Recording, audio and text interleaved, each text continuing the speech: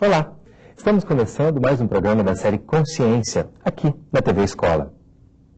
Hoje vamos conversar sobre meio ambiente, biologia e ensino. Vamos ver como alunos e professores estão lidando com questões que envolvem ecologia, vida e preservação. Para isso, convidamos os professores Antônio Augusto Rodrigues, do Departamento de Biologia da Universidade Federal do Maranhão e coordenador da base de pesquisas em aves migratórias, Maria Lúcia Gatto, professora de Biologia do Centro de Ensino Médio Bernardo Coelho de Almeida, e Maria do Socorro Rodrigues, professora de Ecologia da Universidade de Brasília. Mas antes, vamos conhecer uma experiência de uma escola em São Luís do Maranhão, que está levando alunos do ensino médio para aprender ciência nas areias da praia. Vamos ver?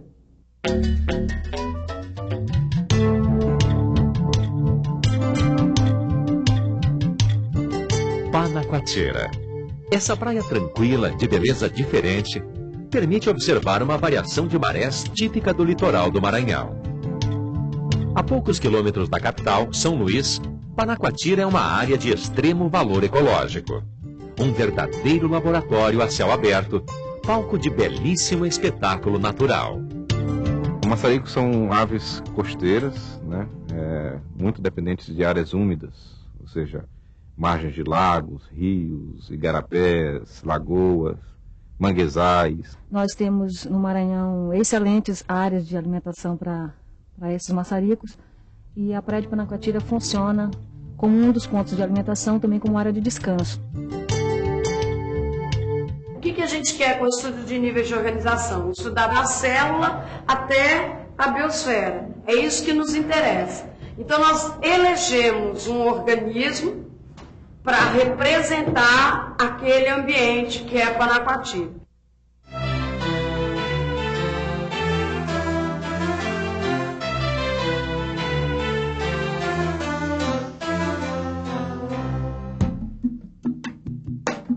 Todos os anos, milhares de aves migratórias começam a chegar em bandos. Fugindo do inverno no hemisfério norte, os maçaricos deixam sua área de nidificação no Círculo Polar Ártico para uma viagem de 14 mil quilômetros até a Patagônia.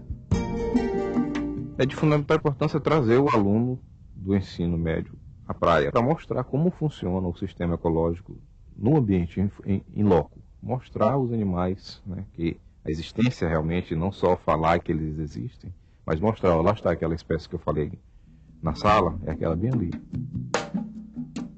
Eles vêm em busca de alimento, portanto, sua presença é um indicador da saúde ambiental. Os maçaricos são os melhores indicadores de condições ambientais. Por que isso? Onde tem maçarico, tem saúde do ambiente. Queria saber o que é isso aqui, ó, professor.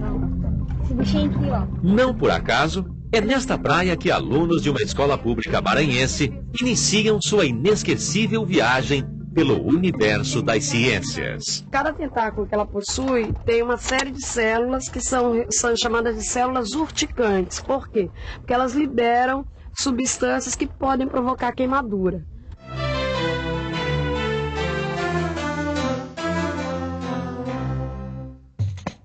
São Luís já foi chamada de Atenas brasileira. Conhecida pelos casarões coloniais cobertos por azulejos portugueses, a cidade tem orgulho de suas tradições culturais. E agora começa a se preocupar seriamente com a preservação de um outro patrimônio, o meio ambiente. A praia, eu diria que é um patrimônio de todos nós. As praias ludovicenses pertencem aos ludovicenses. Eu não gostava de biologia toda. Quando eu falava biologia, O Centro de Ensino Médio Bernardo Coelho de Almeida, fundado há 18 anos, não causa grande impressão. O prédio ainda é alugado e precisa de reformas. Mas é dentro da escola que nós vamos encontrar o que ela tem de mais precioso. Cabeças ansiosas por ensinar e aprender. E é aqui que vamos encontrar uma experiência inovadora no ensino de ciências.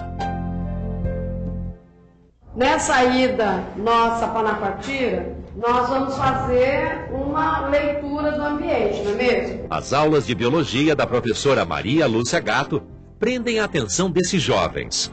Com toda a dedicação, Lúcia prepara os alunos para uma visita muito especial. Nós vamos procurar ter uma sequência lá em Panacoatira para a gente poder levar adiante o nosso estudo. O ensino de ciências vai ultrapassar os muros da escola. E é preciso que essa oportunidade seja aproveitada de forma que eles adquiram o máximo de conhecimentos. O que a gente vai tentar levantar já durante o caminho de ida? A paisagem, aspectos do ecossistema, além desses aspectos, o nível de interferência humana.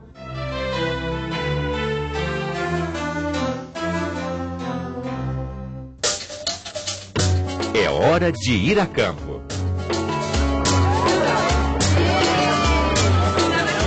O dia vai ser longo e de muito trabalho. Nós vamos dividir vocês em 2 grupos para poder trabalhar direito na coleta de materiais. A professora toma como área de referência a praia de Panacoatira. Exemplo perfeito da relação dos seres vivos com o ecossistema. A gente chama para essa preservação, né? A preocupação que os jovens têm que ter com o meio ambiente, né? Com a riqueza que nós temos e que tem que ser conhecida, tem que ser preservada e tem que ser divulgada. Associar isso com a ideia do patrimônio ambiental, associar isso à ideia de um patrimônio a mais, além do cultural, é muito importante para esse grupo de alunos que veio normalmente de uma classe socioeconômica desprivilegiada, desfavorecida, onde sofrem uma série de intercorrências da realidade. Então, para que ele perceba a importância de outros patrimônios, é importante que ele faça a releitura da própria natureza. Os alunos de ciências observam literalmente tudo em volta. Cada buraquinho desse corresponde, na verdade, a um indivíduo. Aqui, esse outro tipo é melhor da gente mostrar. Eles também aprendem sobre os maçaricos, mas o foco de suas atenções é voltado para o estudo das algas. Vocês tomem cuidado, porque normalmente esses ambientes, para a gente, isso faz parte de um grande ecossistema. Agora, para eles, esse aqui é o universo. Elas são encontradas nas pedras descobertas pela maré baixa e possuem uma variedade impressionante. Para encontrá-las e recolhê-las, é preciso perder o medo e o preconceito. A consistência pegajosa pode a princípio ser repugnante. O que é isso, professor? Não, essa é uma esponja. Mas o interesse pela ciência, na prática, logo vence essa barreira. 1, 2, 3, ó, são 3 tipos diferentes. Eles perguntam muito sobre forma, sobre diversidade, o que é, são coisas que eles nunca tiveram contato, moram numa ilha, mas muitas vezes, muitos nunca tiveram oportunidade de parar e ver o que é um molusco, de ver o que é um artrópode marinho, de observar o que é uma alga, então é um universo novo que vai se abrindo. A presença de algas em Panacoatira é também um indicador indireto da saúde ambiental. É hora de colher algumas amostras que serão mais tarde analisadas no laboratório. Aqui você pegou mais de um tipo, então quando a gente chegar lá no portal, a gente vai ter que separar. É importante que os alunos aprendam a pensar cientificamente e o primeiro passo para a classificação das espécies de algas é armazená-las de forma correta, de modo que os exemplares recolhidos cheguem à escola com sua forma preservada. Essa é a primeira separação que vocês estão fazendo. Se não der para separar de acordo com a forma, separe pelo menos de acordo com a coloração. Cuidado que as verdinhas são sensíveis. Estão vendo que elas são mais finas? Porque esse vai ser o material de trabalho de vocês amanhã.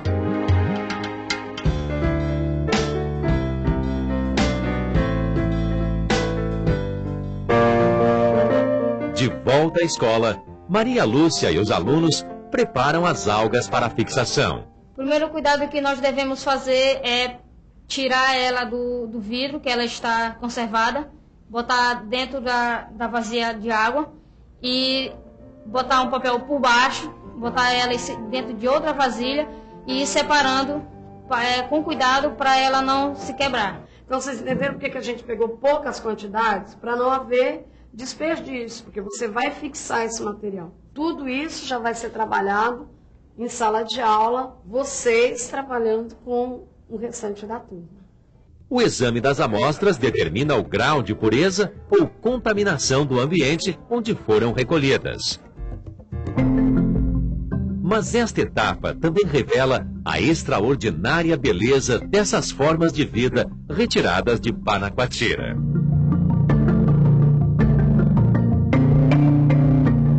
Ela é muito legal, uma ótima professora, e quem não gosta de biologia vai começar a gostar. Depois dessa experiência, a visão desses jovens sobre as aulas de biologia e de ciências como um todo jamais será a mesma. No decorrer do trabalho, a gente pode perceber que eles vão se envolvendo à medida que vão procurando, que eles vão descortinando alguma coisa. É como se você desse um mergulho no oceano e de repente você se desse conta que está diante de um outro universo. Para alunos e professores, ensino e aprendizagem ganham um sabor de descoberta. Eu achei muito interessante a gente lidar com as espécies, não só falando, mas pegando. Porque eu acho assim mais interessante, né? E se nós pesquisássemos? Que tal se a gente trabalhasse com 2 ou 3 amostras? Que tal se nós fôssemos buscar outras amostras em outros lugares? Então, é esse tipo de questionamento que a gente busca, que a gente quer que o aluno desperte para ele. Que a gente acredita que essa é uma das formas que ele tem de intervir cientificamente e intervir mesmo enquanto cidadão.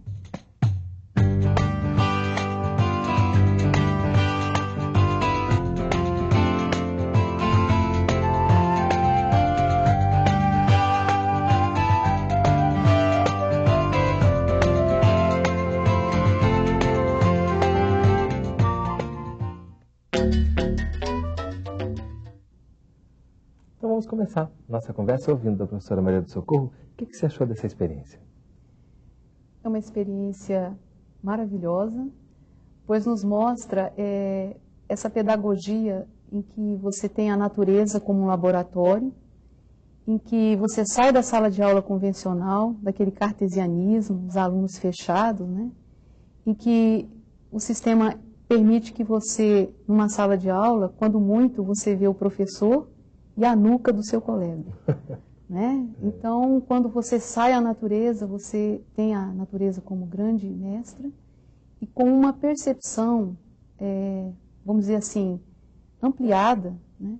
Porque o que o vídeo nos mostra é esse contato com a natureza, mas que tem todo o iodo do mar, tem toda a frescura da brisa, a salinidade e o contato mesmo com essas formas de vida, e que a professora leva o aluno a descobrir essa conexão, né, que essa natureza fornece desde os seus elos mais básicos da vida, que no caso são as algas. Um universo que às vezes está tão próximo e que a gente no dia a dia não tem tempo ou disponibilidade de parar para olhar com cuidado, né? Isso também é uma aula de como ver o que está ao redor da gente, né?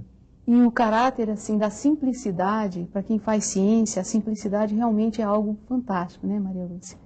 E quando nós estudamos algas, por exemplo, eu estudo algas de água doce, e isso requer o uso de microscópios caríssimos, né? E, no caso, ela selecionou algas, macroalgas, quer dizer, que você consegue visualizar, pegar, e que, quando muito, você basta ter instrumentos muito simples, como a gente pôde ver, né, que ela fez uso, e de uma riqueza fora de série. E Augusto, você que teve a oportunidade também de participar da experiência, o que você acha disso tudo? É fantástico. Realmente, eu vejo isso como uma revolução do conhecimento. Né? Uma novidade que está sendo implantada, né, nesse caso, especificamente em Panacoatira, como foi o caso específico de levar os alunos para observar, de fato, o que, em teoria, né, eles já têm o feedback, o conhecimento anterior, né? Mas nada é igual do que você está em contato direto com o organismo, né? Olhando aquilo e se lembrando da aula teórica. Ou seja, fixando mesmo o conhecimento através da experiência prática, né? Não tem dúvida que isso jamais esses alunos esquecerão dessa aula, porque isso, dessa forma, de fato, o conhecimento é estabelecido. Porque o aprendizado observando o acontecimento, ou seja, os processos biológicos sendo realizados de fato, né? Isso é fundamental para o aprendizado. E, Lúcia, a gente viu em um determinado momento que é preciso também vencer algumas barreiras de nojo, de medo, de preconceito. Você percebe isso, que os alunos, muitas vezes, eles podem ter uma certa resistência, que depois, com o tempo, vão ficando mais à vontade? A princípio, a iniciativa de levar à frente o projeto é uma provocação. É uma provocação a todos nós como educadores, aos alunos, até a nossa postura, né, em querer sair da sala de aula e chegar a um espaço prático para uma vivência desse tipo. Então, essa resistência também ela é extremamente salutar, porque isso vai configurar posteriormente uma escolha, uma crítica, uma apropriação cultural de um espaço que já é dele, uma sensação de pertencimento que esse aluno precisa também desfrutar e que muitas das vezes passa desapercebido, né? É como se você trabalhasse a sensibilização não só do aluno, trabalhasse com a troca de experiências a sensibilização de todos. Na verdade, é isso que nos interessa. Mas nos interessa também não perder a possibilidade da fundamentação científica. Então, o nosso recorte, ele não tende a romantizar o que é o meio ambiente, mas tende a aparelhar mesmo, a possibilitar pistas que tragam o aluno para a sua posterior investigação.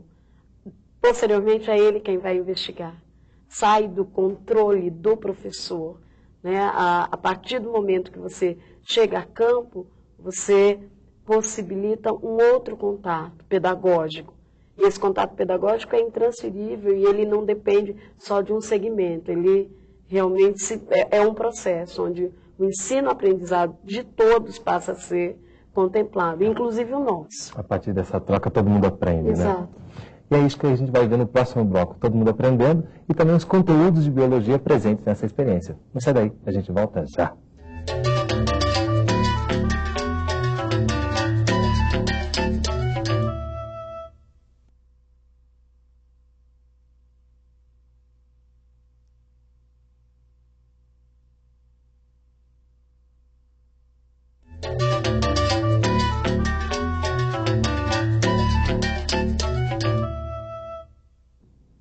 Estamos de volta com o programa Consciência, conversando sobre o ensino de biologia, com os professores Antônio Augusto Rodrigues, Maria Lúcia Gatto e Maria do Socorro Rodrigues.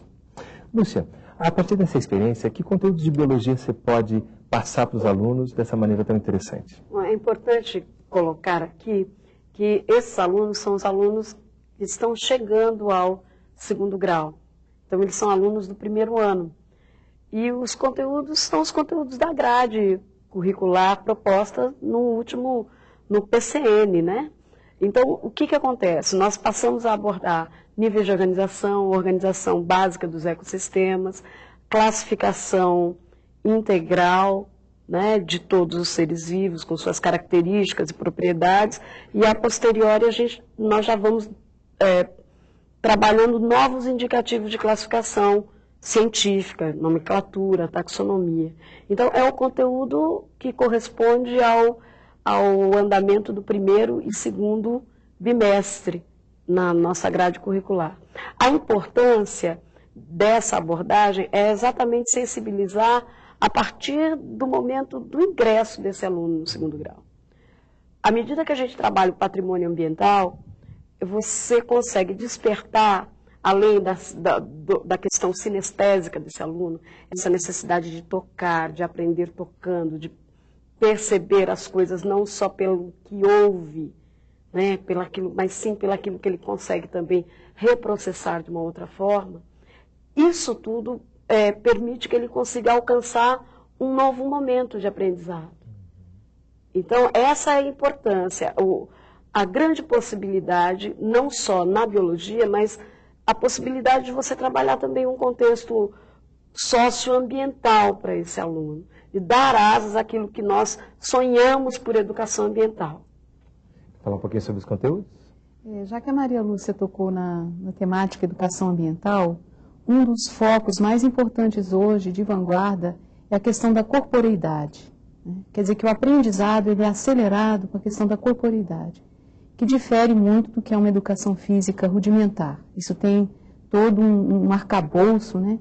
E esse fato do aluno ir ao campo, de poder perceber o ambiente com os 5 sentidos, e que os pesquisadores chamam isso de topofilia, é algo fantástico, porque realmente o aprendizado muda.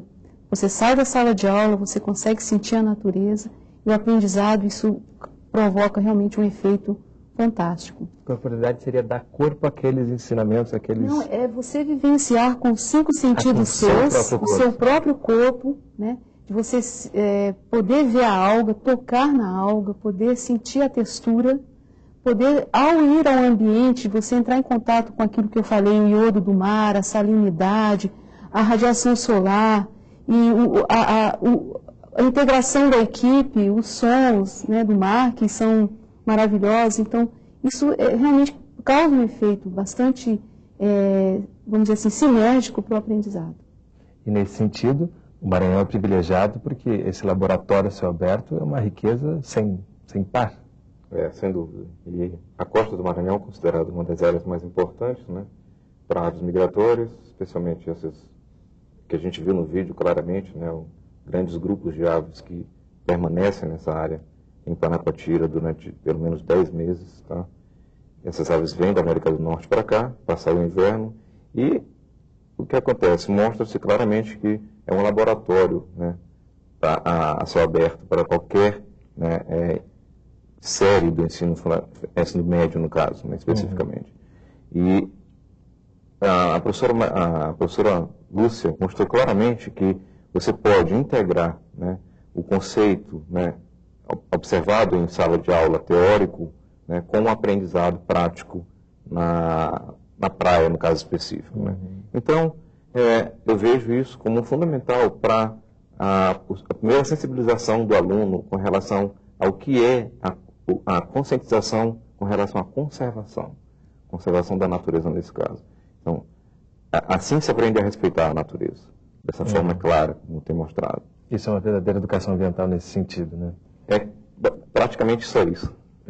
E nesse sentido, essas áreas do Maranhão, elas são áreas de preservação reconhecidas internacionalmente? Existe isso, sim. Existe uma convenção internacional, denominada Convenção Ramsar, que registra no globo terrestre áreas potencialmente produtivas. E no caso, as reentrâncias maranhenses, e contíguo a ela existe a Baixada Maranhense, são áreas de grande riqueza de diversidade biológica. Tanto que os maçaricos já reconhecem isso, porque é como se esse local fosse um poço de combustível para um viajante. Ele precisa parar, repor as energias, abastecer o veículo para poder seguir a viagem adiante. É isso que os pássaros fazem, né?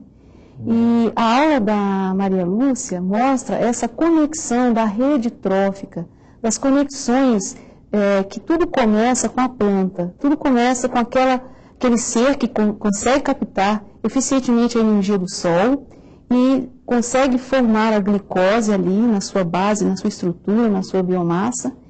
E qual a relação dessa planta com o maçarico? Na realidade, não é uma relação direta, mas indireta, porque ali vão haver seres vivos, microscópios, que vão se alimentar dessa macroalga, né? E que vão servir de alimento para o maçarico. Então, é como se realmente nós vamos lá na teoria, a questão da pirâmide, né? Existe uma base da pirâmide, existe um topo. O maçarico estaria mais ou menos no topo dessa pirâmide, mas a base é a alga. E ela tem a estrutura com H. Além disso, ela permite a colonização na sua superfície de algumas outras microalgas pequenas. É como se fosse assim um filé mignon para aqueles organismos que vão se alimentar, raspadores, detritívoros dessas formas de vida. E nesse sentido, essa complexidade do meio ambiente, né, essa relação, a cadeia alimentar, isso tudo também fica muito claro quando você vai a campo, né?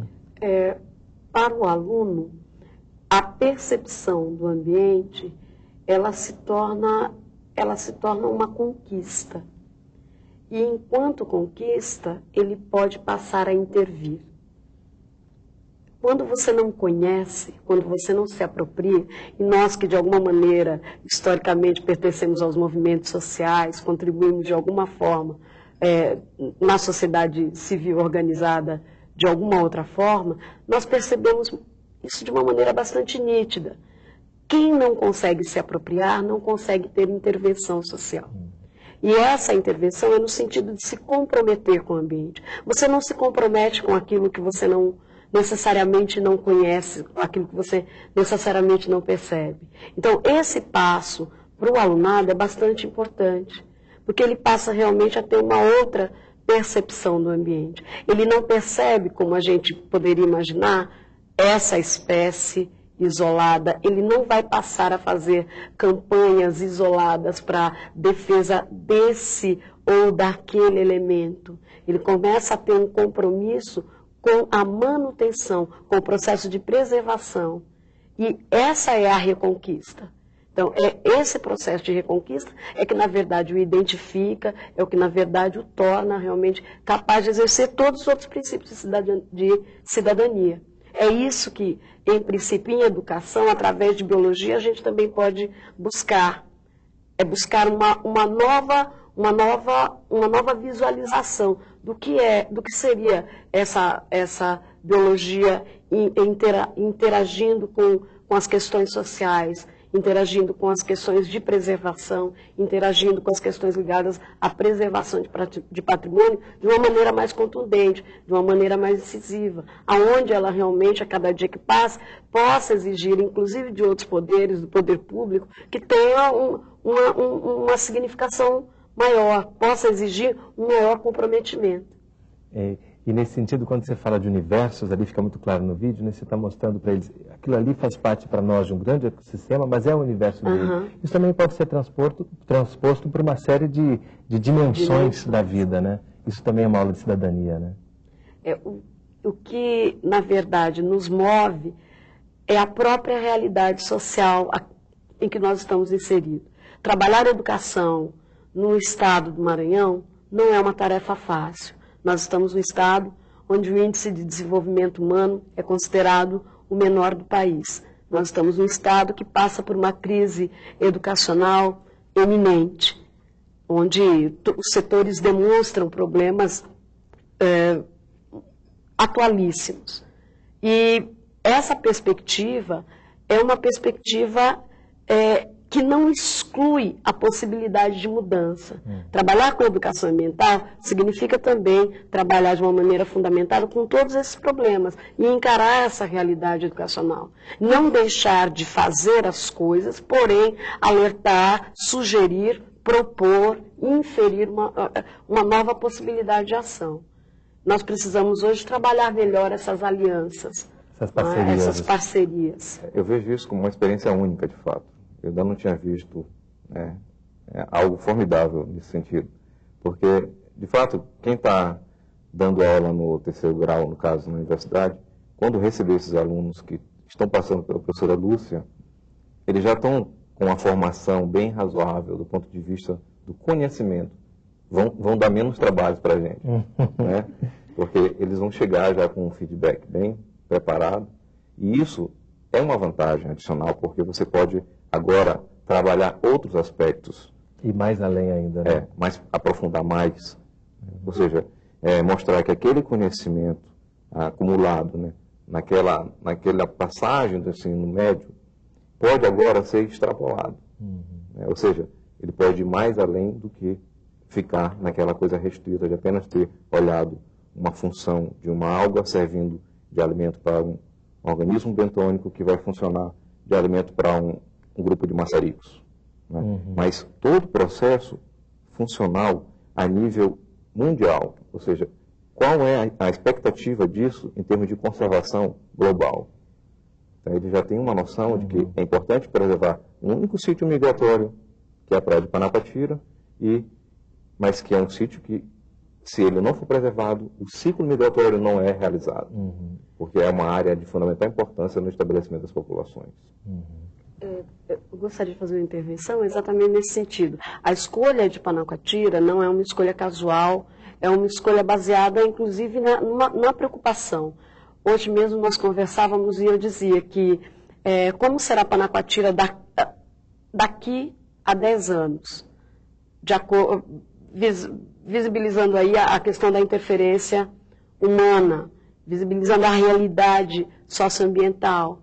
Como será isso que hoje tem uma riqueza estuarina bastante evidente, se não houver realmente um cuidado e uma orientação, inclusive no sentido da sociedade ter percepção desses acordos, ter percepção que essa é uma área de preservação de visibilidade mundial. Uhum. Isso nos importa, nos reporta a uma outra questão, a continuidade, o processo continuado de formação desse aluno, comprometido já com essa nova visão da realidade. Além da gente poder ter o prazer de ir percebendo vocações. Esse prazer, eu acho que, aí as outras profissões que me perdoem, mas eu acho que só nós que somos professores, em princípio, temos esse prazer de perceber o desabrochar vocacional de um aluno que você não conseguiria observar se não tivesse um trabalho de campo inicial, ou se não tivesse pelo menos uma situação de aprendizagem que o levasse a se expressar. Isso é perfeito, porque naquele momento daquela aula prática em loco, surge um biólogo dali. Uma pessoa que a partir de agora vai tratar aquele assunto seriamente, levar a sério aqueles ensinamentos. Já que ela falou dessa questão da preservação ambiental, a gente pode falar também um pouquinho do perigo dos mangues de São Luís? Sim, complementando, né? Porque justamente essas alianças que a Maria Lúcia tocou aqui são muito importantes. Porque realmente existe uma universidade, a Federal do Maranhão, que tem todo um corpo de professores, de técnicos, que eu tive a experiência de trabalhar uma parte da minha vida lá, e que eles estudam, né, intensivamente os manguezais, os ambientes não só da ilha, mas de todo o estado do Maranhão. E eu tenho um dado aqui, né, Maria Lúcia, que complementaria essa pergunta sua das projeções, dos cenários, que eu poderia trazer. Posso agora? Claro. Essa publicação foi fruto do nosso trabalho lá, coordenado pela professora Flávia Mocher, né, em que ela mostra a erosão dos manguezais da ilha de São Luís, acompanhados no intervalo de 21 anos, em que realmente mostra que na década de 71, 72, haviam quase 26 mil hectares de área de mangue, e que em 93, 91, 93, esse quantitativo caiu para quase 19 mil hectares. Então, os estudos mostram que houve uma erosão de 7 mil hectares em 21 anos numa ilha, né? Então, realmente, a aula dela enfoca essa questão, dois aspectos que eu achei muito importantes, que é a questão que o Antônio Augusto tocou, de você ter essa noção global, mas amparado na sua realidade local, né? Então, você vive o local, mas sem perder de vista a questão global, né? E uma outra coisa que me chamou muita atenção na aula da Maria Lúcia também é essa questão do carinho, de você realmente cuidar do microcosmo, tendo essa relação com o macrocosmo e esse cuidado. Se você tem esse cuidado com a natureza, você também estende esse cuidado a si mesmo. E se estende a si mesmo, você estende ao outro. Se estende ao outro, estende a totalidade da biosfera. Então, essa ética, né, ecocêntrica, que é o que realmente a pedagogia dela enfoca e que realmente é o que a gente almeja, realmente que o educador faça. Isso é ecologia aplicada na prática mesmo. Uma questão interessante, já que a gente abordou o parâmetro pedagógico, é o seguinte: a afetividade, ela é um construto para a aprendizagem. Eu vou te interromper, porque eu acho que a afetividade é tão importante que a gente vai falar um pouco mais no próximo bloco e vai falar também de como é possível levar uma experiência como essa para a sua realidade. Não sai daí, a gente volta já.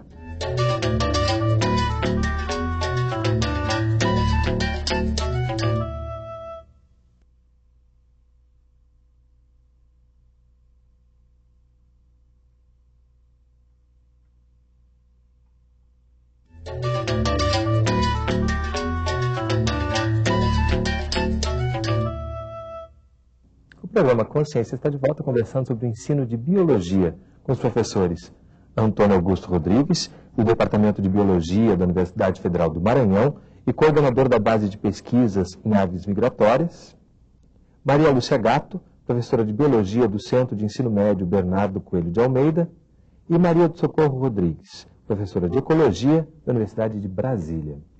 Lúcia, a gente parou no bloco anterior quando você ia falar da importância da afetividade no processo de ensino e aprendizagem. Hoje, a afetividade ela é vista como um construto da aprendizagem propriamente dita. Foi-se o tempo em que as características de repressão ou características terminantemente disciplinadoras davam o tom do desenvolvimento de um programa, do desenvolvimento de uma sequência de aulas, de uma determinada disciplina. Mas é exatamente essa afetividade hoje que tem que ser repassada, tem que ser trabalhada, vivenciada de uma maneira exigente, através de experiências concretas. Quando o aluno chega no ensino médio, ele chega cheio de expectativas. Alguma coisa vai se transformar. Essas expectativas, elas têm que apresentar um determinado suporte. E esse suporte ele tem que apresentar uma fundamentação, ele deve ser reforçado por uma metodologia. E esse projeto, apesar de ser um projeto embrionário, ele tem essa marca, que é ter uma metodologia forte, precisa, para um grupo determinado de alunos, a partir do seu interesse, a partir da sua vontade voluntária de participação. Ninguém foi forçado a participar, eles foram convidados a conhecer um projeto. E na medida que se interessaram, foram se inscrevendo normalmente para participar, para viver a experiência. Isso fica claro quando a menina fala que detestava a biologia, né? E depois ela diz, como é que alguém pode não gostar de biologia? Exato. Essa descoberta, ela não é tanto fruto do nosso trabalho, ela é fruto, na verdade, da própria alimentação de pesquisa subjetiva que aquele aluno apresenta, mas que de alguma maneira ainda não tinha sido relocada, ainda não tinha sido detonada. Então, isso é importante. O projeto em si, ele tem essa marca e em todos os momentos, tanto na situação de campo, quanto na situação escolar, nós não deixamos que ficasse mascarado em nenhum momento as condições em que esses meninos trabalham e como eles conseguem superar essas condições. Mas não é pelo fato de superá-las que eles não devem exigir novas condições de aprendizado e de trabalho. Esse microprojeto, ele deve ser sim um plano piloto para melhora da realidade social desse aluno também. Ele tem também esse compromisso. E na medida que ele passe a detectar novas possibilidades de parceria, com certeza devem fluir novas expectativas de aumento de qualidade. Falando em possibilidades de parceria, essa é a primeira vez que alunos foram visitar sua base de pesquisa. Como é que foi isso para você? Bom, de fato foi uma experiência muito nova, né? E a primeira vez que alunos de ensino médio frequentam uma base de pesquisa do ponto de vista científico elevado, né? Então, nesse momento a gente vê que a professora mostrou grande interesse em levar o conhecimento, né, para a prática, ou seja, então ela procurou a gente, né, de alguma forma, descobriu que existia uma base de pesquisa em Panacoatira e fez um intercâmbio para mostrar para os alunos que como fazer ciência, né, na beira da praia, lembra, sempre tendo aquele feedback do conhecimento anterior, né, em sala de aula, o conhecimento teórico, porque, de fato, se você não tem esse conhecimento teórico antes, levar os alunos na prática sem mostrar isso anteriormente não é viável do ponto de vista do aprendizado. Então isso foi formidável, isso foi absolutamente muito interessante. Com o que a sua base trabalha especificamente? Bom, a base trata da proteção de áreas úmidas, que são de importância internacional para aves migratórias de larga distância. Então, todas as aves que ocorrem em Panacoatira, na praia de Panacoatira, né, uma grande porcentagem, 90% pelo menos, São aves que reproduzem no Canadá e no Alasca e nas zonas temperadas da América do Norte. E após a reprodução migram para o sul do Brasil, para o sul da América do Sul, fugindo do inverno rigoroso. E passam pelo norte da América do Sul, né, e algumas permanecem nesse setor. Então a base foi estrategicamente colocada para monitorar populações de aves ao longo de um tempo. E o que tem sido observado é que, infelizmente, há uma tendência na diminuição populacional de algumas espécies, em função de declínios de manguezais, que as aves são inteiramente dependentes desses recursos tróficos que dependem do mangue. Então a professora Socorro, inclusive, tem dados claros de diminuição de recursos tróficos em manguezais, em função, né, da diminuição da área de mangue que ela mostrou agora há pouco. Complementando, né, esses estudos de Morchel e colaboradores, do qual eu fui membro de equipe, e mostram claramente que os manguezais íntegros, eles podem produzir de 3 a 6 toneladas de caranguejo, quando esse percentual, esse quantitativo, cai para meia tonelada para manguezais impactados. Então, você imagina, né, nós colocamos aqui o maçarico no topo da cadeia alimentar, mas se você for colocar o homem, você vai ver que o pescado vai ser afetado também. E todas as pessoas que dependem dessa produção. Claro, né? As pessoas, a inflação, o preço do pescado, a questão do ecoturismo, até isso chega às divisas, né, essa questão mesmo, né? E cada vez mais o que se observa também às vezes a biopirataria, né, de navios que vêm de outros estados fazer pesca clandestina nas costas do Maranhão. Isso é noticiado, isso é do conhecimento dos pesquisadores, justamente por causa dessa riqueza. À medida que você vai erodindo a vegetação, você já vai tendo uma perda desses recursos pesqueiros e que vai chegar a afetar o homem. Só rapidinho, esses dados estão mostrando claramente que a população de caranguejos na ilha de São Luís tem declinado. Se grande parte da comunidade biótica depende da população de caranguejos, ou seja, por exemplo, alguns peixes, né, e outros organismos bentônicos que estão relacionados, imagina que a tendência natural é que o pescado diminua gradativamente. Isso já é observado claramente na ilha. Então, toda a comunidade biológica que depende desse recurso tende a cair também, naturalmente. Bom, então vamos voltar um pouquinho para o projeto. Eu queria saber que tipo de dificuldade você enfrentou quando você pensou em fazer isso que já foi chamado aqui de uma revolução. Em primeiro lugar, o próprio cronograma, aula, o planejamento, aula da instância pública, né, do Estado, né? A rede estadual, ela passou por uma série de intercorrências, vamos dizer assim, que fizeram com que o ano letivo tivesse uma alteração. E isso, de certa forma, tornou um pouco mais vagarosa a nossa inserção na área. Outra questão também que dificultou o trabalho foi a falta de um suporte financeiro mínimo para o desenvolvimento de ações nesse sentido. Então, viabilização de transporte, de uma maneira que não fosse morosa, porque nós dependemos de diferenças de marés, nós dependemos do estado climatológico do lugar, nós não podemos demorar muito para fazer uma abordagem diária, e muitas vezes a burocracia emperra o processo. Então, o mínimo de suporte financeiro aliado a um projeto barato pode facilitar a construção de uma parceria forte. Então, é o mínimo que se quer. Por exemplo, se pensarmos em desenvolver esse trabalho em outras áreas do país, que apresentem condições similares ou condições ainda a serem investigadas e isso pode ser plenamente viável.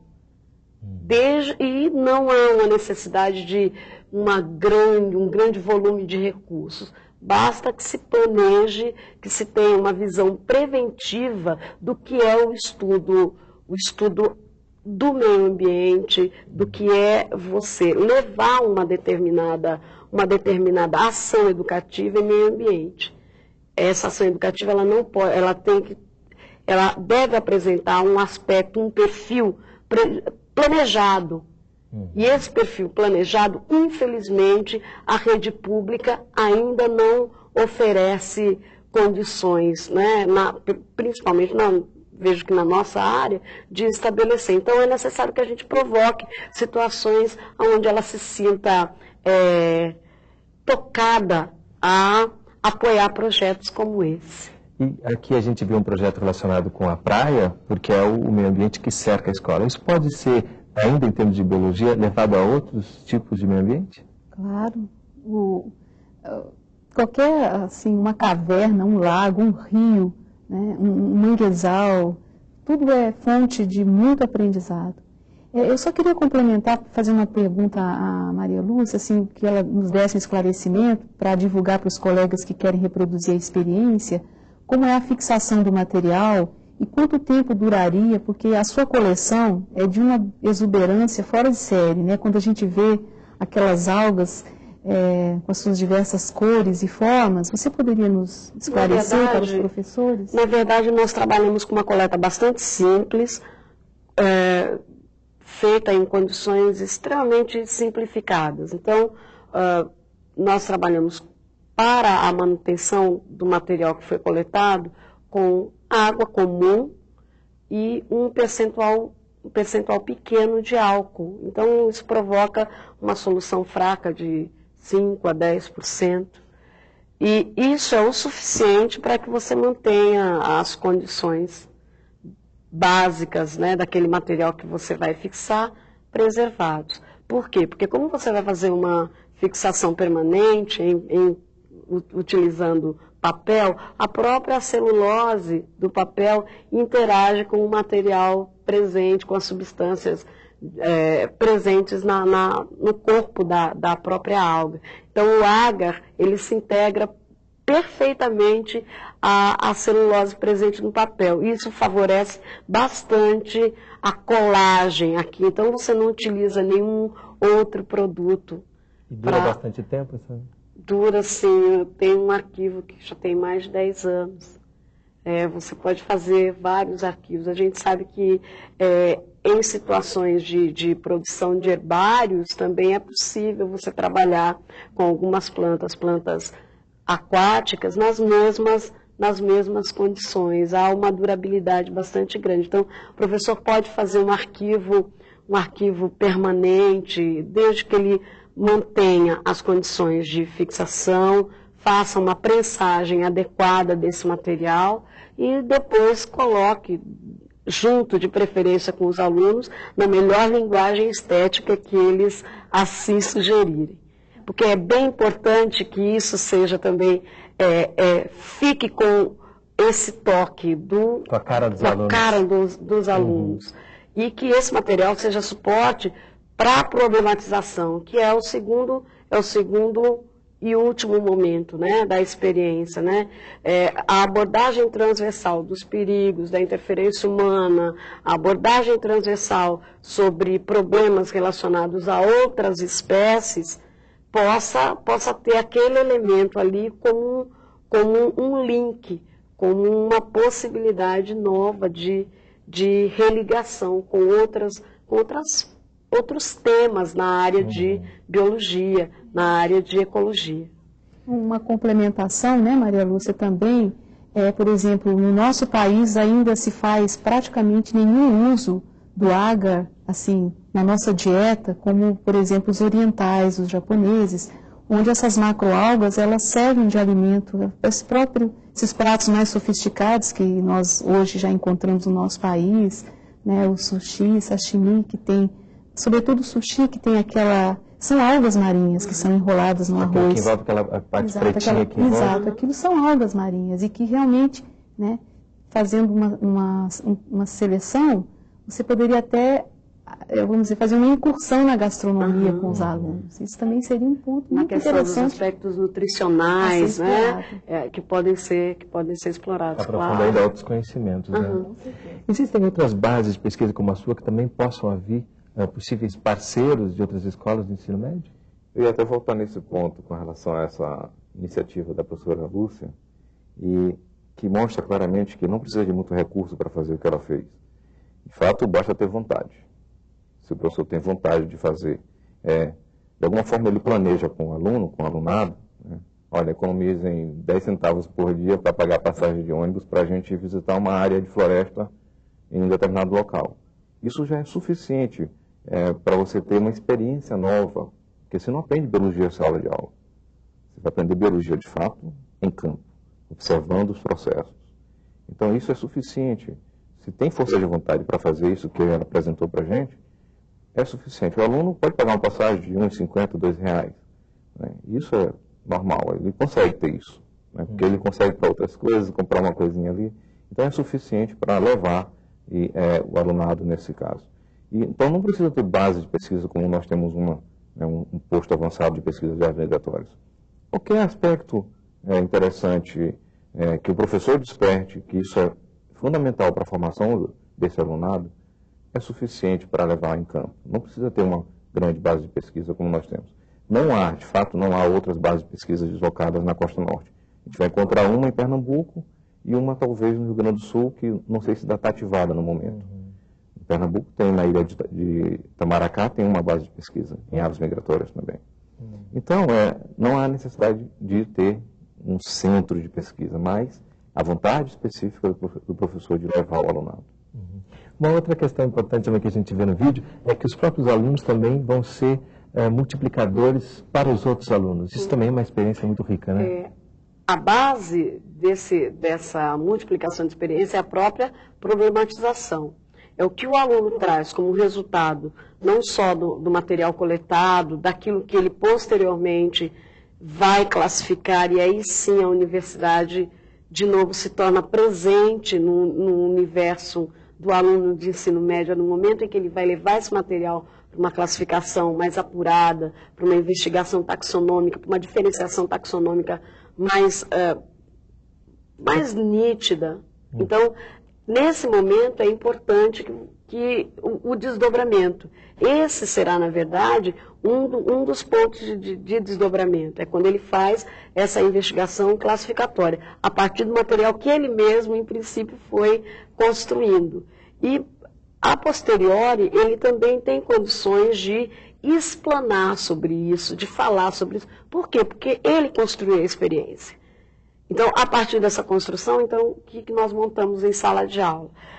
Esses meninos que foram nessa aula de campo, que participaram desse momento construído com a aula de campo, serão os multiplicadores em mini-seminários na sala de aula e numa reunião geral para os outros setores da escola.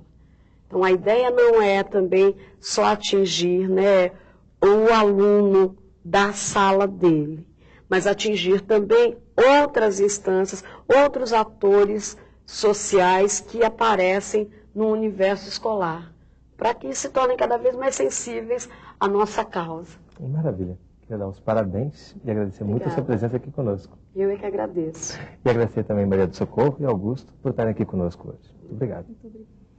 E esse foi mais um programa da série Consciência, aqui da TV Escola. A gente queria agradecer também a sua audiência. E até a próxima.